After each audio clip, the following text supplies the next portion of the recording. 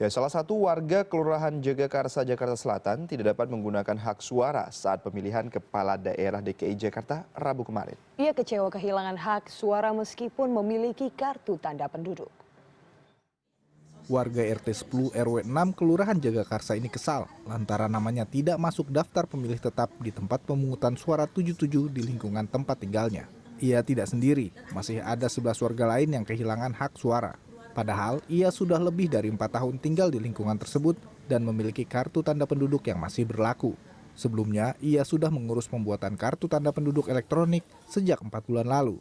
Namun, pembuatan IKTP belum jadi karena terhambat birokrasi. Sampai menjelang hari pemungutan suara, ia belum juga mendapat suara hak memilih.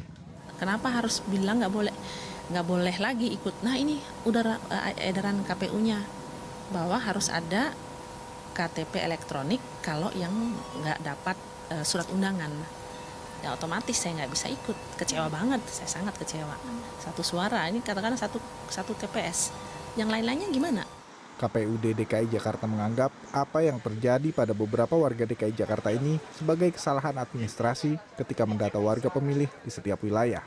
Di apartemen, kemudian juga di perumahan-perumahan yang eksklusif gitu. Petugas-petugas KPU tidak bisa mendata. Akibatnya apa? Akibatnya DPT yang ditetapkan itu kemudian tidak maksimal di daerah itu.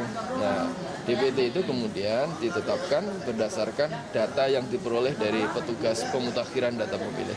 KPUD DKI Jakarta sudah mengevaluasi dan berjanji pada pilkada putaran kedua, seluruh warga DKI Jakarta dapat memperoleh hak suara. Seandainya ada putaran kedua kan KPU belum memutuskan ada apa tidak ya.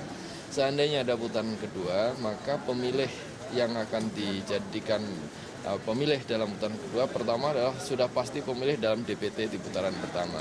Kedua adalah pemilih DPTB, pemilih dalam pemilih tambahan. Karena itu, Sumarno sebagai Ketua KPU DKI Jakarta meminta maaf kepada warga yang kehilangan hak suaranya pada putaran pertama dan berharap agar penyelenggara dan setiap masyarakat bekerja sama untuk menciptakan pilkada yang bersih dari kecurangan. Ausirion Dholu, Jakarta.